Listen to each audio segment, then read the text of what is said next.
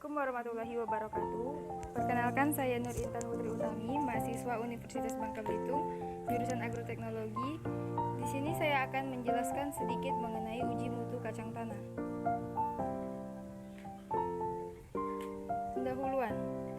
Kacang tanah merupakan komoditas yang potensial untuk dikembangkan di Indonesia setelah kedelai dan kacang hijau. Kacang tanah dapat menjadi sumber protein nabati, bahan baku industri makanan, kebutuhan rumah tangga, dan diolah langsung.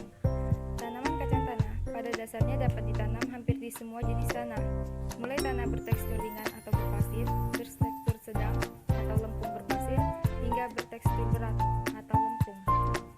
Kacang tanah berasal dari Amerika Selatan. Kacang tanah dapat hidup baik pada wilayah tropis dengan suhu sedang hingga panas, maksimal 32 derajat Celcius. Kacang tanah dapat bersimbiosis dengan beberapa mikroorganisme yang dapat membantu pertumbuhan tanaman kacang tanah. Mikroorganisme yang dapat bersimbiosis seperti Rhizobium dan Trichoderma. Standar mutu fisik biji kacang tanah dapat dilihat dan dikelompokkan berdasarkan kriteria tertentu seperti kadar air, kotoran, polong keriput, polong rusak, polong berbiji satu, rendemen, butir rusak, butir belah, butir keriput, butir warna lain, dan diameter biji. Tujuan dilakukan uji mutu kacang tanah agar mampu mengetahui dan mengamati secara organoleptik mutu kacang tanah dan mengamati sifat fisik kacang tanah. Metode pengamatan, alat dan bahan. Alat yang digunakan yaitu timbangan digital, pinset, kamera, dan alat tulis. Bahan yang digunakan yaitu biji kacang tanah. Selanjutnya cara kerja. Pertama, siapkan biji kacang tanah sebanyak 500 gram. Cuplikan contoh biji kacang tanah yang diambil secara acak dan merata dari beberapa tempat pada tumpukan kacang tanah. Kemudian aduk merata dan timbang sebanyak 100 gram dari contoh seluruh cuplikan tersebut. Pisahkan biji utuh, keriput, belah, rusak, warna lain, dan catat berat yang dihasilkan. Selanjutnya hasil. Pada tabel 1, standar mutu fisik kacang tanah polong. Yang pertama, polong keriput 8% masuk dalam kategori 3. Polong rusak 9% masuk dalam kategori mutu 3. Polong utuh 63% masuk dalam kategori mutu 3. Polong berbiji 1 4% masuk dalam kategori mutu 2. Kadar kotoran masuk 1% masuk dalam kategori mutu 1.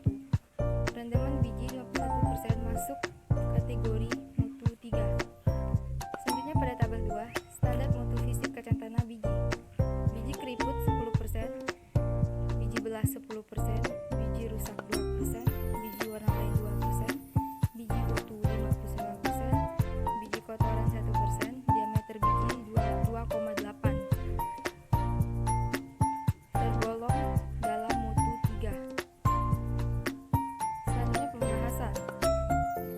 Pengawasan mutu merupakan usaha untuk mempertahankan mutu atau kualitas dari barang yang dihasilkan agar sesuai dengan spesifikasi produk yang telah ditetapkan berdasarkan kebijaksanaan perusahaan. Kacang tanah juga ditentukan mutunya dengan penetapan standar sesuai dengan Standar Nasional Indonesia atau SNI. Beberapa yang harus ditentukan mutunya dalam Standar Nasional Indonesia pada kacang tanah yaitu polong keriput, polong rusak, kadar kotoran, polong utuh, polong berbiji satu, dan rendeman. Sedangkan biji kacang tanah yaitu biji belah, butir rusak, keriput, warna lain, dan kotoran. Kacang tanah di Indonesia sudah banyak dibudidayakan, namun produksi komoditi kacang tanah per hektar belum mencapai hasil maksimum. Beberapa faktor penyebab terjadinya hal tersebut. Faktor-faktor yang menyebabkan rendahnya produksi kacang tanah adalah pengolahan yang kurang optimal sehingga drainasenya buruk dan strukturnya padat, pemeliharaan yang kurang optimal, serangan hama dan penyakit, tanaman varietas yang berproduksi rendah, mutu benih yang rendah, dan periode kekeringan yang cukup lama terjadi pada fase pengisian polong. Selain itu juga karena faktor hama dan penyakit tanaman, faktor iklim, serta faktor pemeliharaan lainnya.